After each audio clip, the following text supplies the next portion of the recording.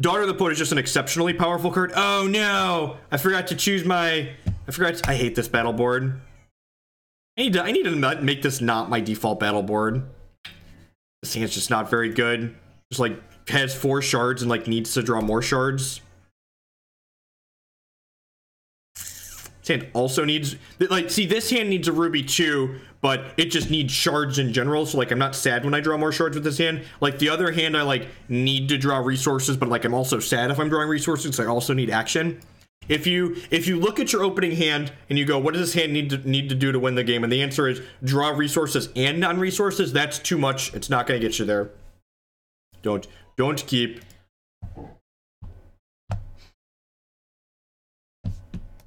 We at least have a Llama Herder on 2 here.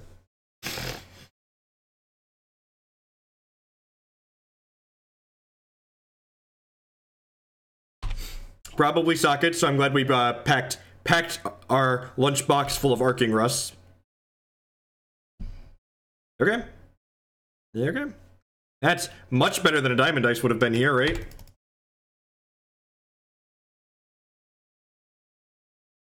Play this Llama Herder here on the hope that it can attack in next turn. I could, like, play this slow shard and then, like, guarantee my Scion on 3, but I think I'd rather play, yeah, and hope they do something like this, where, like, they just play this altar here. Well, that's actually perfect, right? Like now I get to attack with this, and I get to hopefully Winter's Grasp, whatever their turn 3 play is, and then like start my turn and play a Scion or an Exalted Commander. I think if I hit a non-slow shard, I'm still going to play the Scion just so I can get value out of this Exalted Commander a little bit extra. Sentry's kind of scary.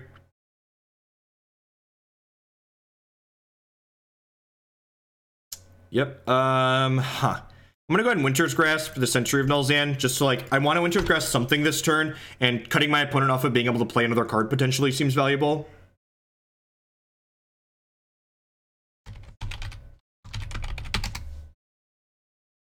Wow, they runebound my thing, so sure. Man, now I really hope there's a there was a shard on top of my deck and they buried it. Another shard? Another shard? All right, it's basically a shard. Hopefully if we had a slow shard here, I'm gonna be a little sad, but thing. Yeah, I'm just gonna get rid of the Sentry. I feel like again, because they have this altar here, I can't really grind through their stuff. So my path to winning this game is ensuring that our card advantage is going to be killing them while they have cards in their hands. So hopefully we can just pound through. Hey, and 1988 with the brand new 49-a-month subscription. I'm really bad at plugging myself on days when we do hacks because I don't have to like restart the client and wait for matches.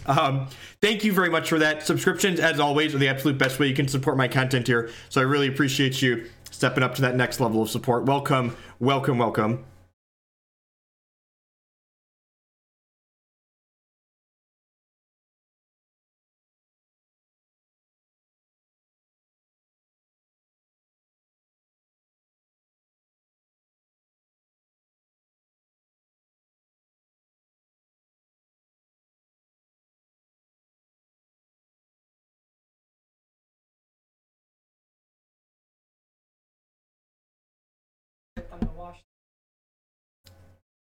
Okay, I mean, guidance is pretty decent here.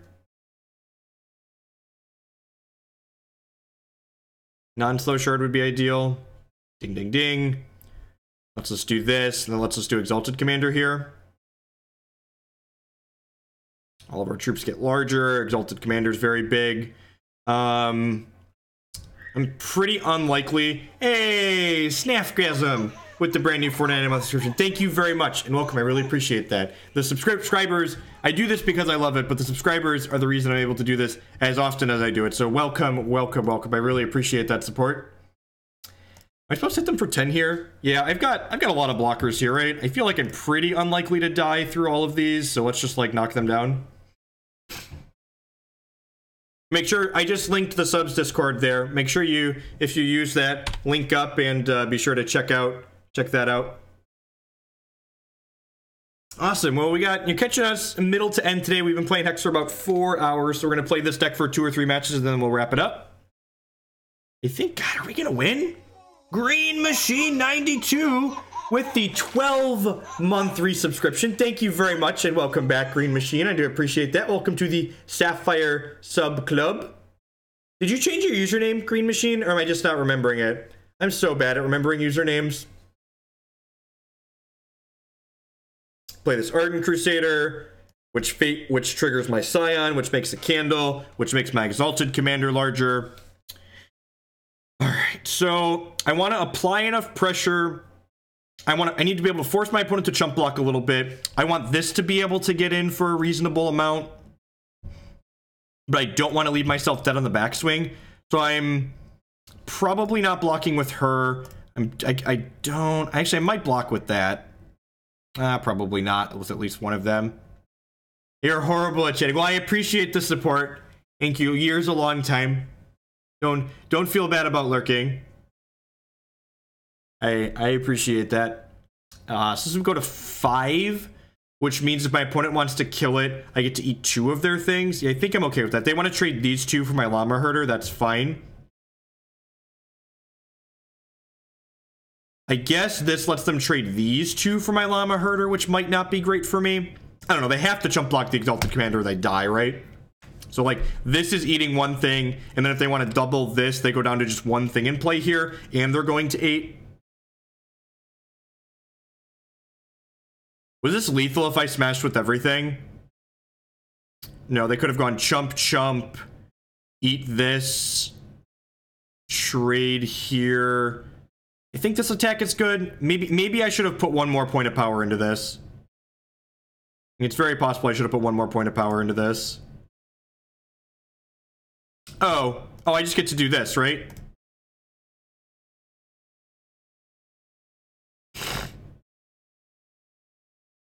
Because I have 2 resources here. Oh yeah, this is fine. I get to make another candle. Yep.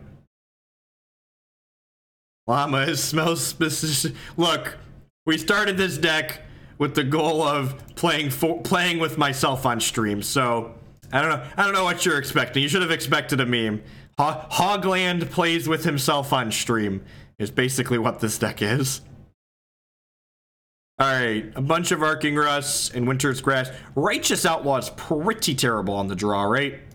He's really decent on the play, but he's pretty terrible on the draw. I'm gonna cut 2 Sabretooths. I think I want to cut 2 Sabretooths here. Do this. Because I'm bringing in a bunch of Rusts. I think that's okay. I'm going to trim 1 Daughter, actually, and leave a 3rd Sabretooth. Bot removal's pretty good on the draw in this matchup. I think on the draw, we have to be a little bit more defensive. And on the play, I'm probably going to bring all these Outlaws back in. Although Outlaw lines up pretty bad in general against Warp Steel Shard Sworn, but between Llama Herder and Daughter of the Poet, we're a pretty good Righteous Outlaw deck.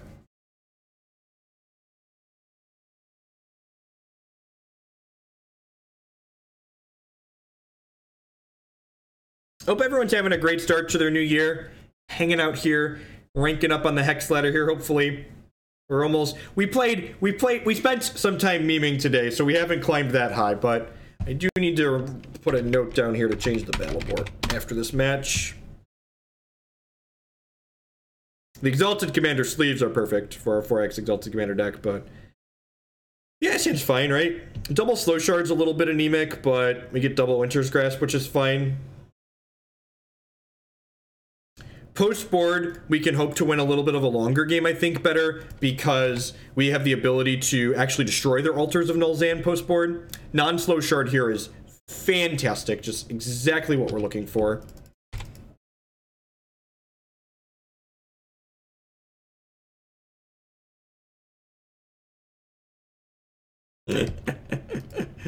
I am like... As far as, like, hex dealers go, I'm probably, like, top tier.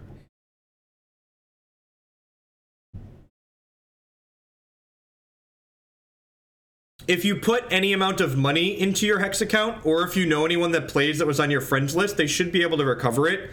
They have anonymized information, animized information, I'm not sure how you want to say that. So I'm blowing the Sentry off here, because I don't want them to go Animus plus another Socketed card this turn. Feels a little bit bad to get hit by this Indigo Trickster, but I think that's fine. He's going to turn one of these cards into something else. Ugh. Feels really bad.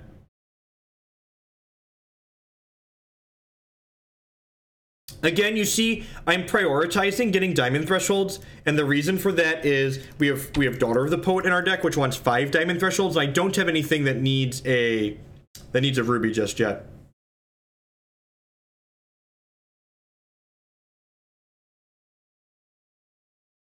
So Hex changed publishers this year. They went from publishing using a German game publisher to self-publishing. And German privacy laws are a pain in the ass, so if you didn't log in during a specific period of time, you didn't give Gameforge, the German company, permission to give your account information to Hex Entertainment. So if you've logged in this year, your account's never going to get deleted from inactivity. This was a one-time jump because of their publisher change happening. It's unfortunate, but it is what it is. Hex is much better off not being under that other publisher.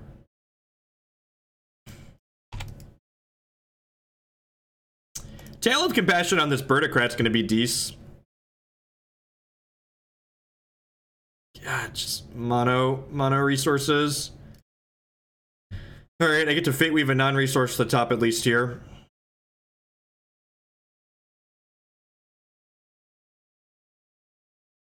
Yeah, if you kickstarted the game, they can 100% get your account information back.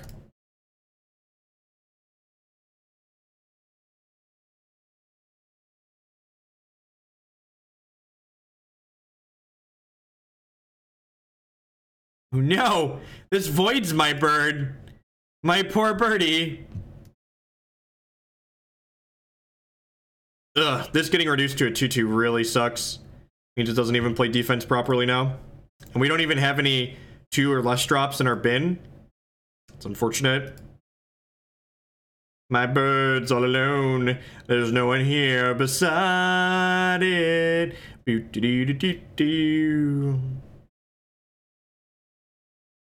Yeah, the AA Return to Cinder is pretty excellent. God, what a tilt.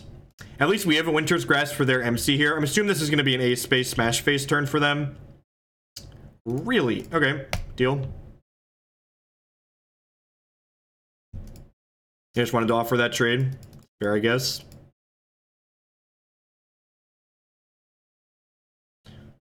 Well, I mean, Dragonspeaker Daliah technically gives us another champion activation, but I just don't have anything in my bin for her to get, for my champion to get right now. I just haven't drawn any of those cards. The good news is, her illuminating every turn is really going to make our board pretty intimidating. It's a shame they buried this Martyred Saint randomly off this stupid Warp Steel, because that card would be nuts right now. What's going on, Loknot? Okay, Crusader's great. Lets me weave another non-resource to top my deck here. I'm not likely to need 7 resources in a turn, so I'm just going to go ahead and hang tight on this Shard of Conquest. And the reason for that is I want to be able to jump one of my troops with a Daughter of the Poet if I draw one. How long as Hex Prime will take to send your cards to your account? I believe their guarantee is 24 hours, but usually it's less than an hour. They have an actual human that fills the orders. There aren't bots on Hex. Like, this Dragonspeaker is just gonna, like, sit here and generate mad advantage, right? And now this Righteous Outlaw is actually a great reason to continue holding this when we draw Daughter of the Poet, right? I'm gonna keep going wide here.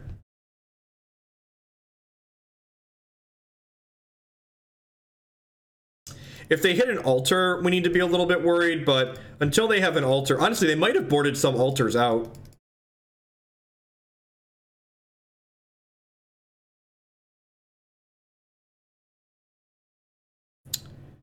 I do have something that costs 7 in my deck. Well then,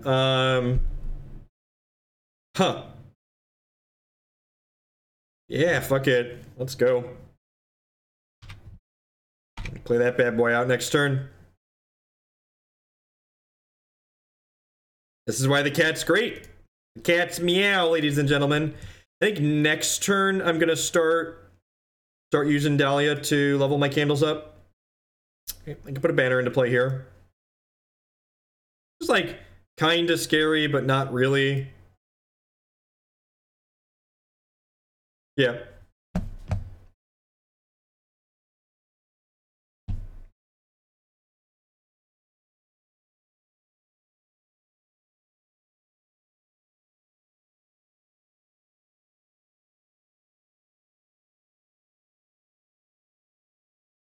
I guess my champion power could technically get some of these candles back, right? Yeah, we're just still in a holding pattern here.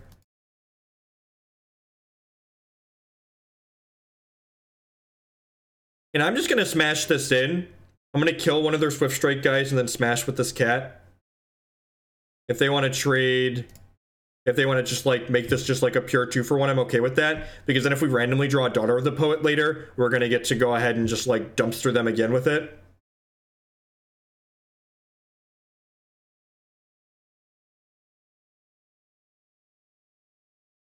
I think I'm gonna start growing my candles this turn.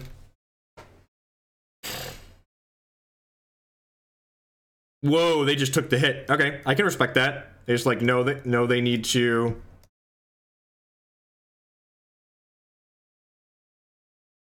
Did we name it wrong, right?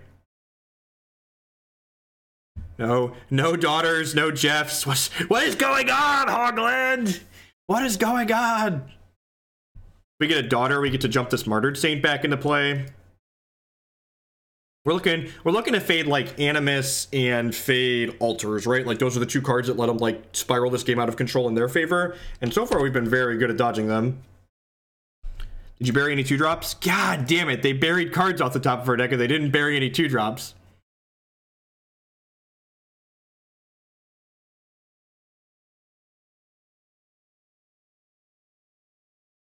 Llama Herder is great because it means I can start diddling my Righteous Outlaw here. So we're just like start gaining more advantage here in the long game. And I'm not attacking with the cat this time because I now have 5 power worth of Swift Strike troops, so I won't be getting an attack in for free, basically. Man, this is the most Dragonspeaker Daliah triggers I've ever gotten. What, she made 4 candles and then she's leveled them twice, so she's triggered 6 times. There's a badger. Badger, it's a badger. It's a very funny badger. Badger, farmer, badger, duck. I think I just want to start making Valors, right? At some point, he will be lethal. Actually, I should probably just hold these, right? Probably just hold these Valors. Well, like, I guess I should get this out of Return to Cinder range is probably not unreasonable. I think we're at 4 candles. We're just gonna keep sending these in the upward direction. If I hit another Llama Herder, they can diddle each other. Forget constructed, right? Well, the game of limited's over before this many triggers happen, right?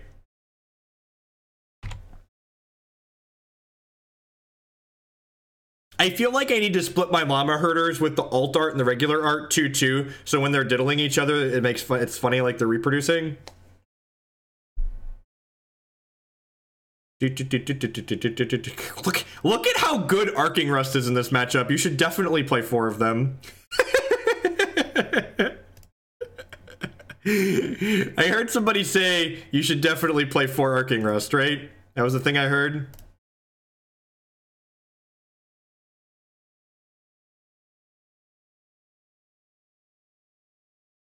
Okay? I mean, all of their best cards are artifacts, so like pretty happy to have it here, right? Like this 1-for-1 is good for us. We're gonna get Runebound. Nope. Okay. One trigger's kind of scary. Thankfully our candles are 5/5s. I think we're still favored on this board, right? I don't know. They're not ace-based smash facing yet, so. Good God, man.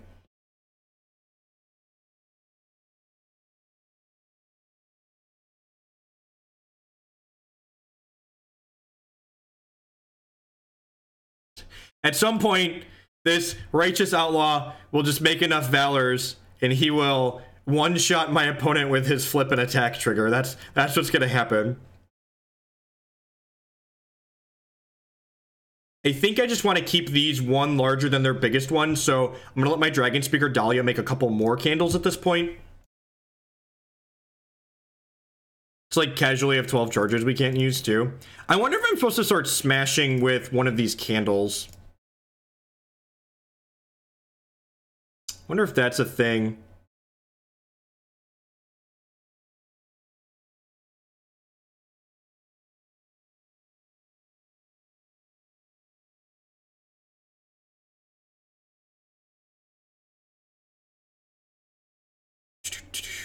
I think I'm gonna make 2 more and then we'll start leveling these some more. Because if I ship with these candles and they like kill, I guess they need to be bigger than 7 to ship with them, right? That gives them another banner. Okay, so I think now that their big guys have 6 power, I want my candles to be slightly larger.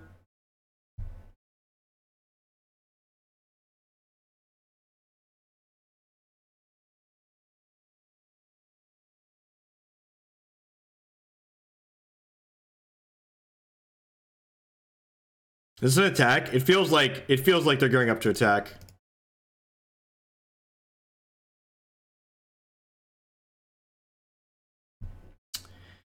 I guess I could Valor a bunch of these. Yeah, I think I'm just gonna do that. I think I just want 1 more. No, is that true?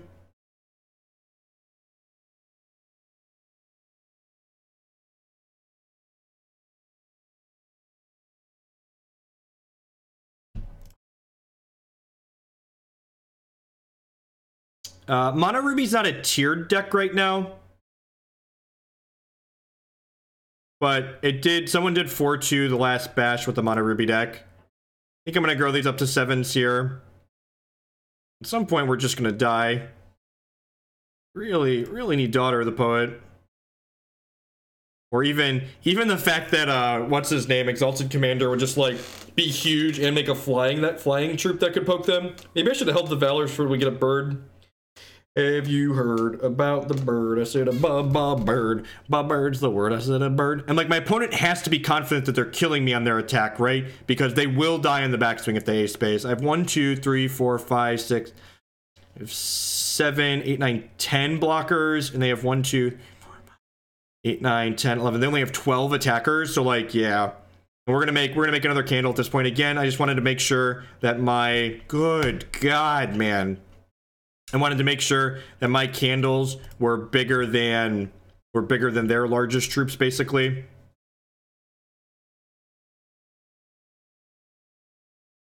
That way, they'll lose their best troops.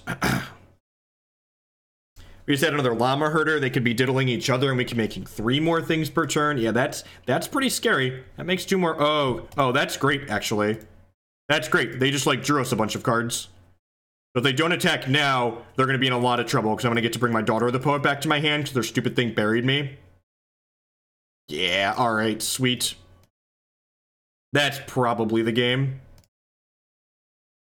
That's a good draw too. Alright, get my Daughter of the Poet.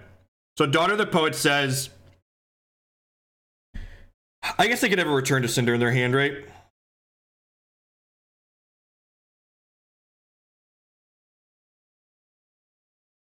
I'm going to try and insulate her against future drawn Return to Cinders. I'm going to play this.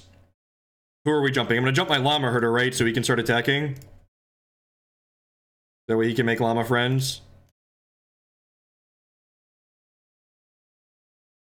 This is interesting. I chose to hold some of these shards, but now I can't hold up Arcing Rust this turn, which is kind of a big deal. Discombobulate. That was a randomly generated one. Wrath the Elements. Well, that's really funny. That one I can use. So, weird. Why didn't they discombobulate my Daughter of the Poet? Do they have a way to kill her? I would like another candle, and then my Daughter of the Poet is just gonna bring the Sabretooth back that they got rid of. Yeah. Sabretooth. What do you think, chat? Do we need this game on mobile?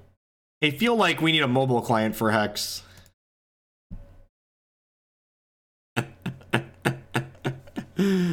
Oh, God. Demented Destiny. Yep. Okay. Okay. All right. Are they gonna mill me out? Am I actually just gonna get milled out of this game?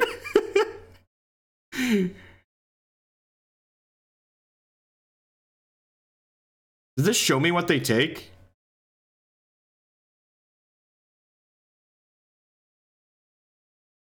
You get Sabretooth or Crusader, probably.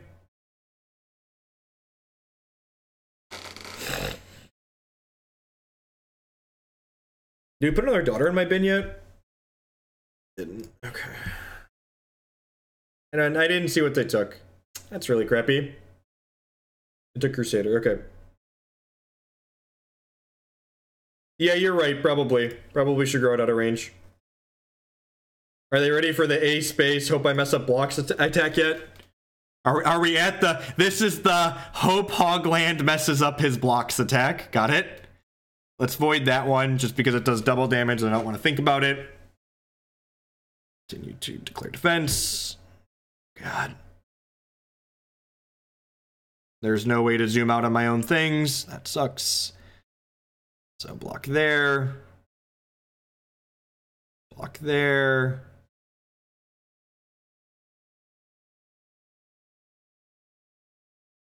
Block there.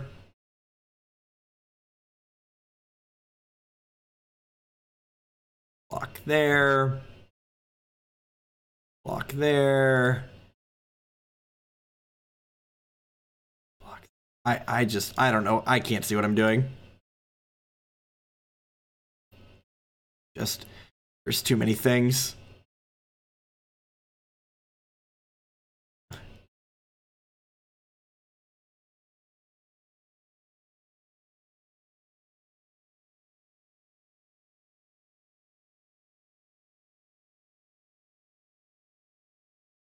Oh, I can mouse over each of these individually and see what's blocking them. Okay, that's great. That's great.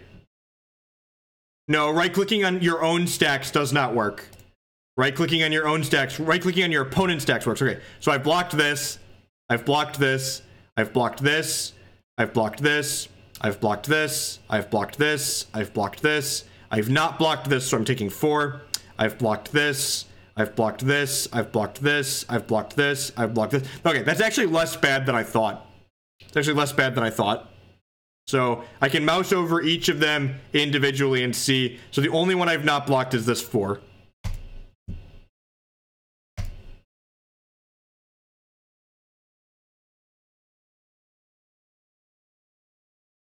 All right, I think they're dead.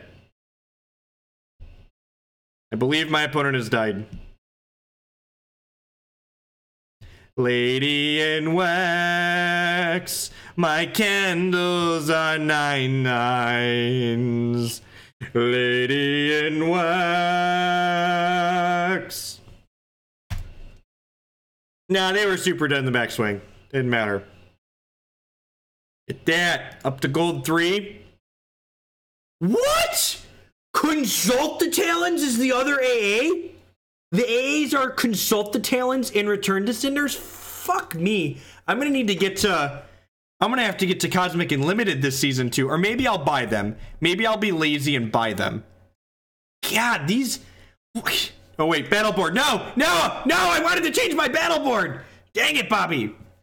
Dang it! I wanted to change my battle board.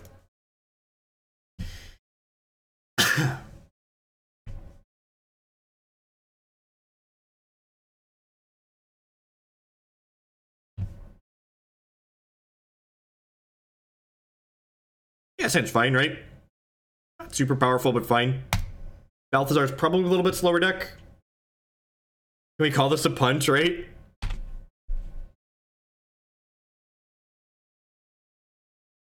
I think I'm just going to guarantee...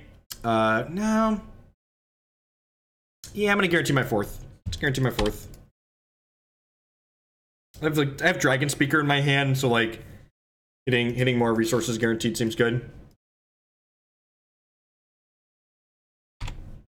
This play is good for us because it means our turn 2 has something to do.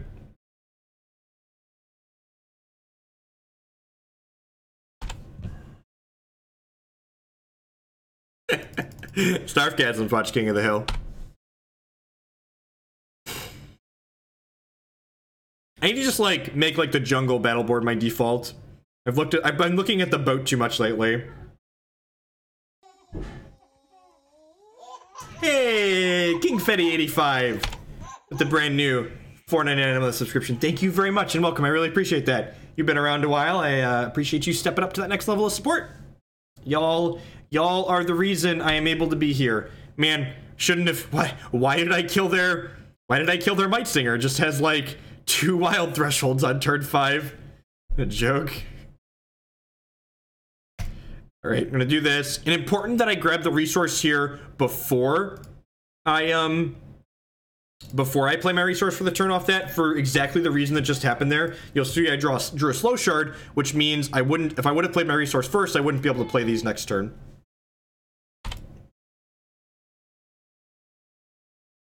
Okay. And this is actually good for me. So I really want to kill this Shamrock the Goldfather, but I really wanted to be resource efficient this turn as well. And now that they killed my Scion, it means I can go ahead and Sabretooth this, which means my opponent doesn't actually get a thing out of it, which is awesome, and then play my Scion out.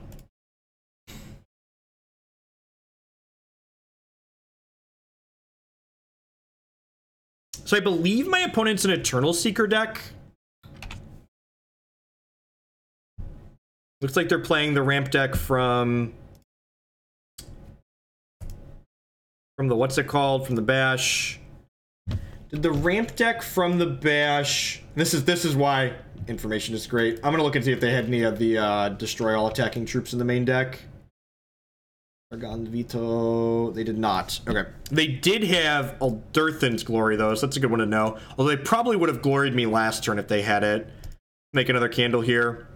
Again, just make it appealing to kill my 1-drops when they Seeker.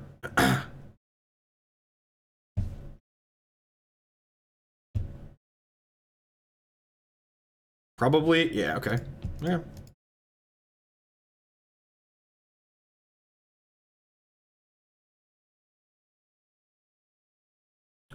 Bum ba dum ba dum ba da da da dum da dum da dum da dum da dum da da da da dum da dum. And like they literally just cleared my board last turn, but it's like, well, you know, here are my candles. They're back. Guess who's back? Back again. Candles back. Tell a friend. Guess who's back? Guess who's back? Guess who's back? Guess who's back? Boo doo doo. Boo boo boo boo boo boo boo doo doo. Oh no. Oh no. Now we're gonna lose our 5s. Yep. We started the Guess Who's Back song too soon. Now they're not back. They're dead. The candles are dead. They have no one to love them. All right, grow my candles. On resource, please. It's actually really good. Hey, Zerglish! Happy New Year to you too, bud. I appreciate that. Welcome, welcome, welcome. Welcome, welcome, welcome. All right, get these to 5/5s. These to 6/6s. Man, Scion is really good. Does anyone? Did y'all know that Scion's really good? Would you like to trade an Eternal Seeker for just the old no blocks concession?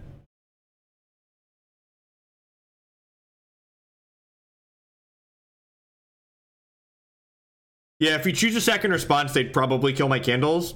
But that is an interesting line, right? Let's select a different battle board while we're here before we reserves. This feels like a castle battle. Ooh, this feels like a Badlands Canyon battle board. Canyon. Oh, I actually don't have the Badlands battle board, do I? No, I do. Yeah, I like the Canyon. Let's go on the Canyon. All right. What are we doing now? Now that we've sorted that very important bit.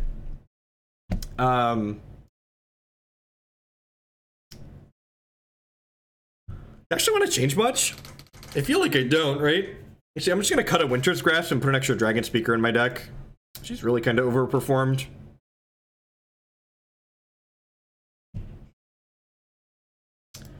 Do do do do do do do do do do do do do do do do do do boo boo do do do do do do do.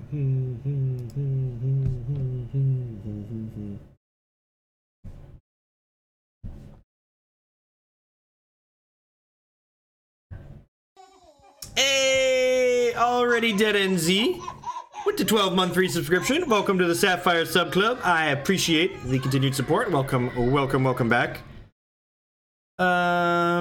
Seems a little slow. Get to keep. This is gonna Fate Weave a resource for us. Hopefully that'll find a non-slow so we can play the Llama Herder on too. Hey, Steric with the brand new subscription. Happy New Year, everyone. Welcome. I do appreciate it. Yeah, you wanna play your outlaws on 2 as often as possible when you have them. I think 12 resources of a color is probably close to the floor. As far as like the hyper geometric goes and like having things consistently on time. Get our Llama Herder down here so we can start generating some value.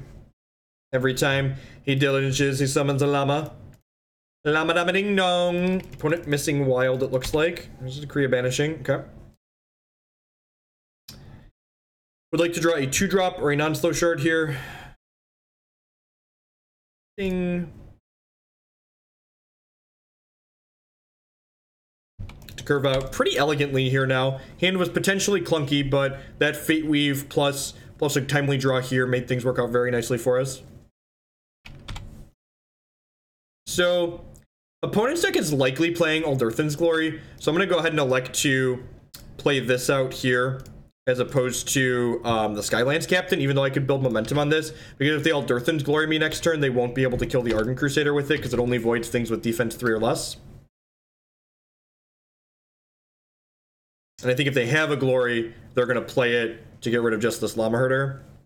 Okay, here's yep, there's a Shamrockerson. There's a Kit Kat. Kill the Shamrockerson. Perfect draw. Again, if we were stacking our deck, that's the one we'd have picked. I don't think I want to play the Daughter of the Poet out. Just adding 2 more power to the table and getting him 1 more point of damage this turn. Not worth it to get swept away by Alderthan's Glory. Like I said, I think if they have that card, they're going to want to play it this turn. Exalted Pathfinder, sure.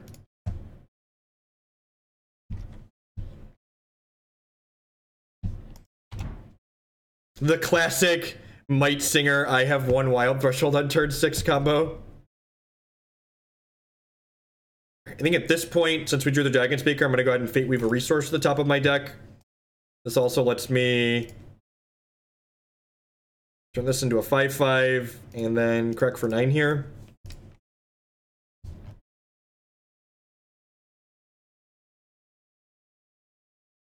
It's like taking this hit. They have Alderthan's Glory, or they're just like hoping to rip it. Okay. Alright, opponent kept kind of a bad hand that game. It felt like they like just didn't play any wild for a while. Remember, mulliganing is a privilege, it's not a punishment. People often say I had to mulligan, but honestly you should probably think about it as you get to mulligan. No, I don't think so. It would have required like double palm could have possibly killed us, but like I don't think we're supposed to play her on double palm. I'm gonna cut an Arcing Rust and put another Dragonspeaker on our board. She's really been pretty impressive. Maybe I'd rather have a Scion of Lyvaanth actually. Let's put an actual dragon in. Because she's unique, so I think we want too many of her, but like an extra bomb for the control decks.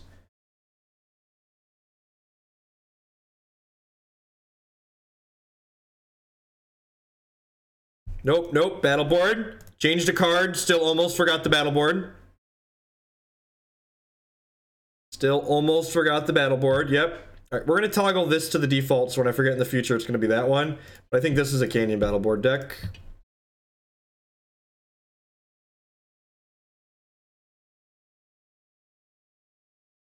No, I think allowing people to mulligan is good. It adds strategic value to the game. Which is what you want. Like a lot of the things Hex does is to increase the strategic value you have in the game as a player.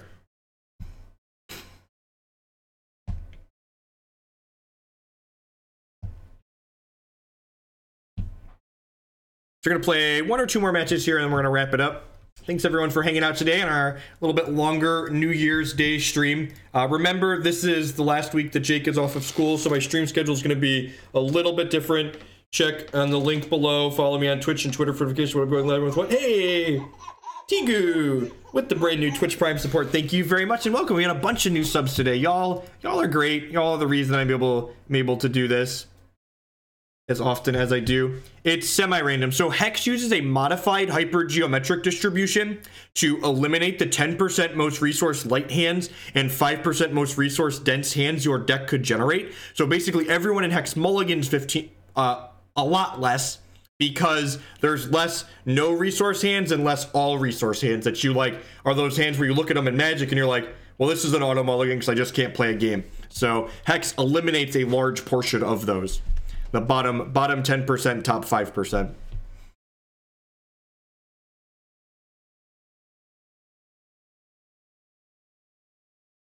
This hand's okay. Daughter's not going to be on until 6, but like we've got a guidance, we've got a piece of spot removal.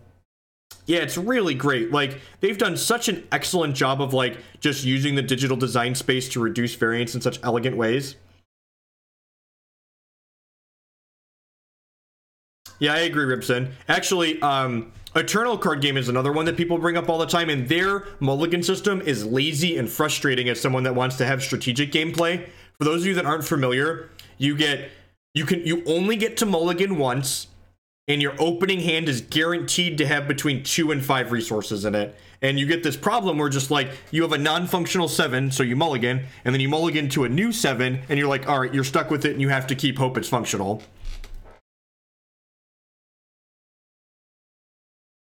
When I'm playing Haraza, so it could be a lot of things. You'll notice I led on the Shard of Conquest there as opposed to the Ruby Ice, and part of the reason for this is exactly what just happened here.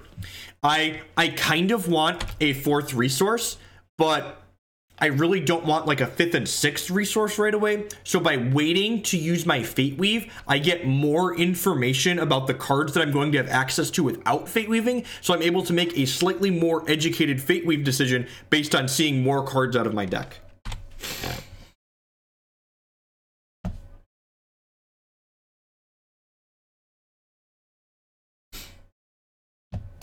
This we are going to cut down with the Sabretooth.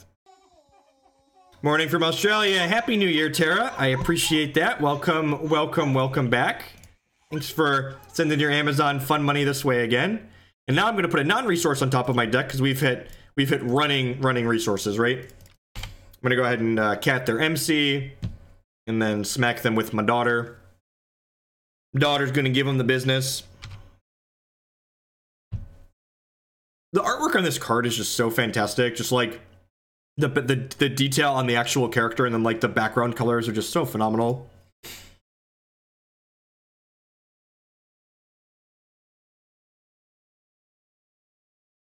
Yep.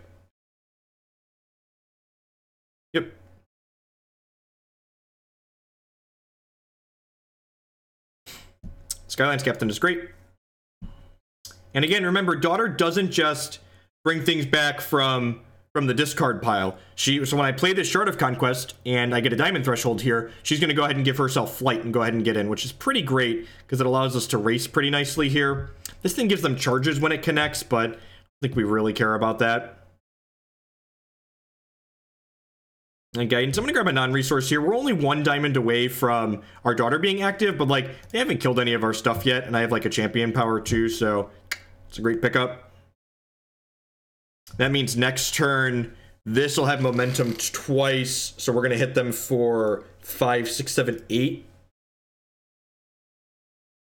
And these random cards that make candles are pretty good with the Exalted Commander as well.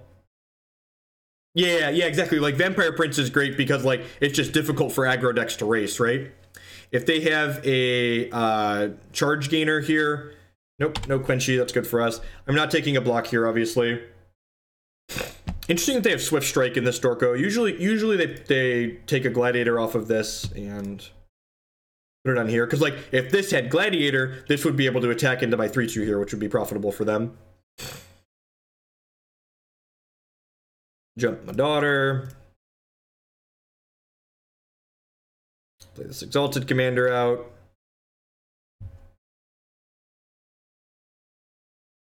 So this is my vanity card. And then come into play, we get a Birdocrat, which is a 1/1 flyer, and then it gives all my other troops +1/+1, and then this has attack and defense equal to the total number of troops we have. We're going to correct them for 8 in the air. We're going to gain 3, and we're going to get a candle, which will immediately be a 2/2 because of Exalted Commander, and it's going to pump the commander up to a 5/5. If my opponent's like wants to kill Commander and Skylance Captain the most, but Daughter can potentially threaten to bring them back starting next turn. And if they kill the Daughter, I can just bring back my Daughter with my champion power, or the second Daughter that they don't even know about in my hand. So just like a lot of redundancy and insulation basically against what my opponent could potentially be doing.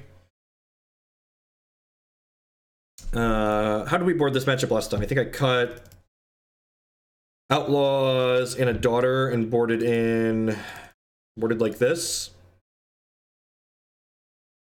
I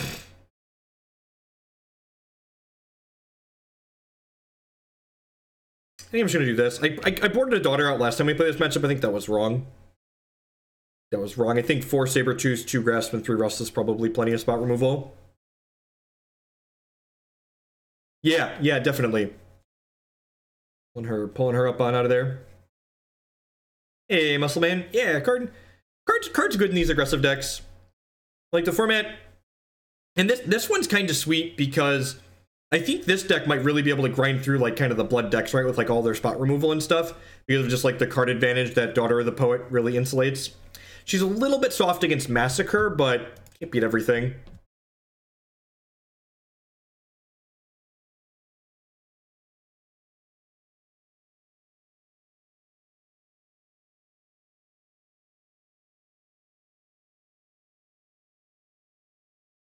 I hate the phantom chat pop-ups. They're so annoying.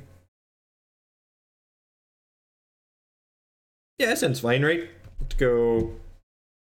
And again, Daughter of the Poet, very good with Llama Herder, because Llama Herder often has a hard time attacking on turn 3, especially when we're on the draw. And Daughter of the Poet's just going to go, all right, break a diamond threshold, jump your Llama Herder, attack you.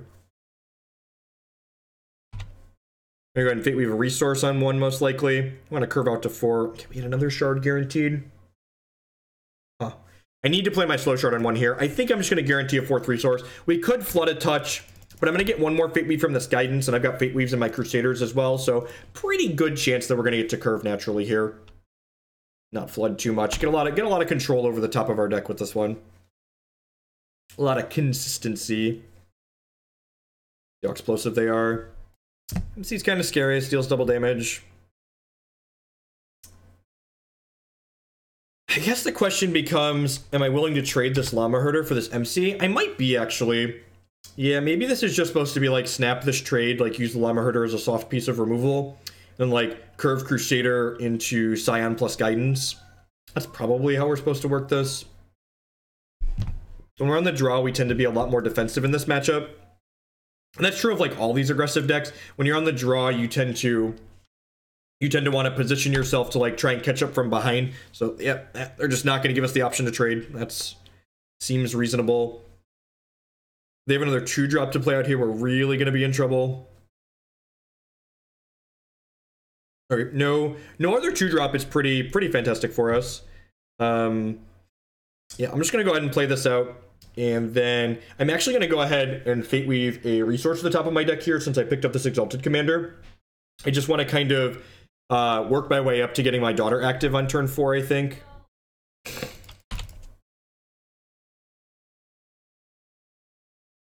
I don't have any removal in my hand right now, which is a little bit scary. Like if my opponent's able to like slog through this Crusader and then like keep this MC going, or if they have like an Animus here, like the MC triggering means my opponent's more likely to have Animus in their hand because they're drawing socketed cards out of their deck.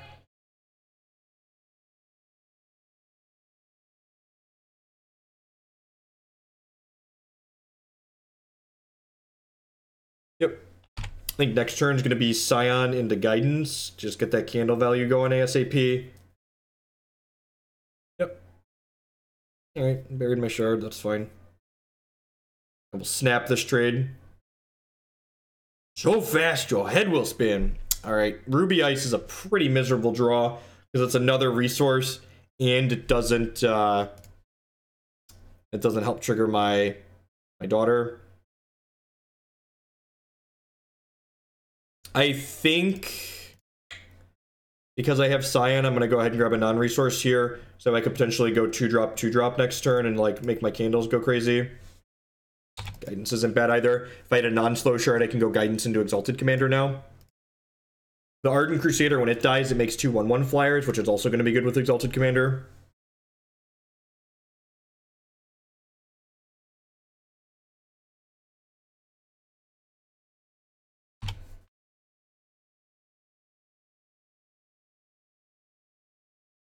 Do you have a way to kill my Scion? Oh, are we going to get to ready with the Scion? That's pretty awesome. Let's make another candle. I'm going to grab a resource at this point, because we are, yep. Let's say we're only 1 more diamond away from this Daughter of the Poet being on, right? Make another candle, which makes this Exalted Commander huge. I think I'm going to go ahead and attack with this Ardent Crusader at this point, because if they want to trade with us in combat, I get some Phantoms, and then my Daughter of the Poet's going to get to bring it back next turn. They probably just take 5 here, honestly. I'm just jumping, that's great for me.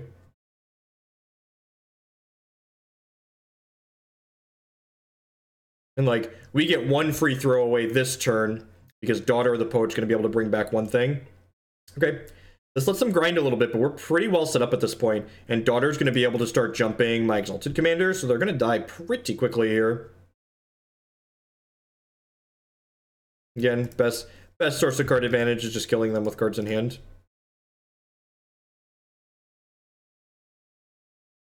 I'm gonna start making my candles bigger at this point. It might be time to start making the candles bigger.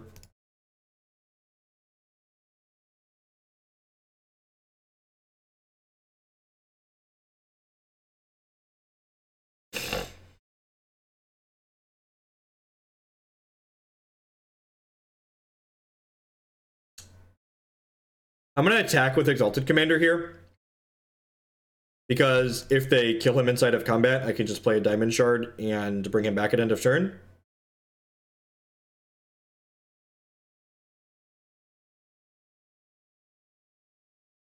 Just jump block. All right, and since they jump blocked, I don't need to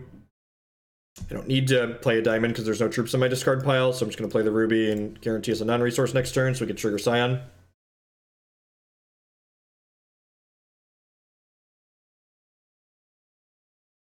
This is going to be my last match of the afternoon. Thanks everyone for hanging out. I do appreciate it. Remember, if you missed any of today's stream, we've been going for a little over 5 hours now. You can catch all the replays on my YouTube channel. All right, I mean, they just played a berry gem, which got us something for our daughter to get back. So sign me up. Llama Herder, make my candles larger.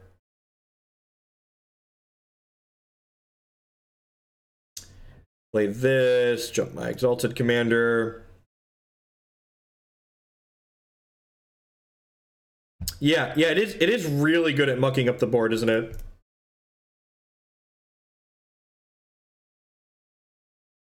And I guess that doesn't really surprise us, right? Like,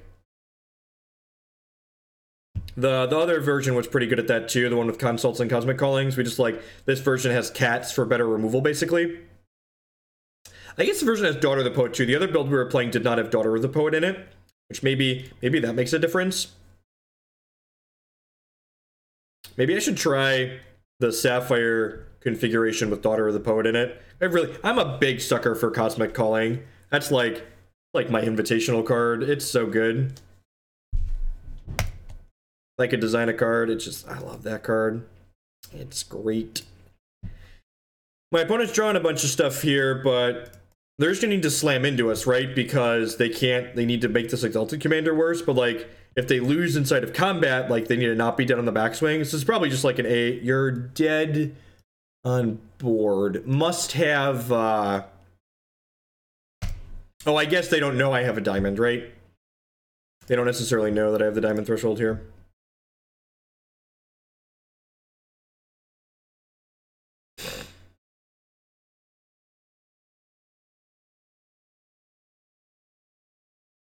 All right, that's Exaxes.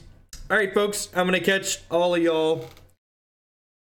Herder is only basic speed.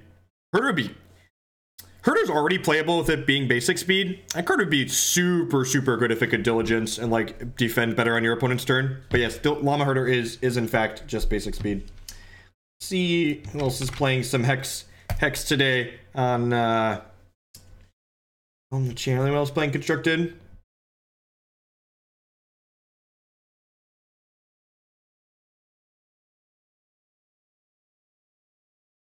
I don't see anyone else playing Constructed, so I'm just gonna go ahead and take off. Peace, folks.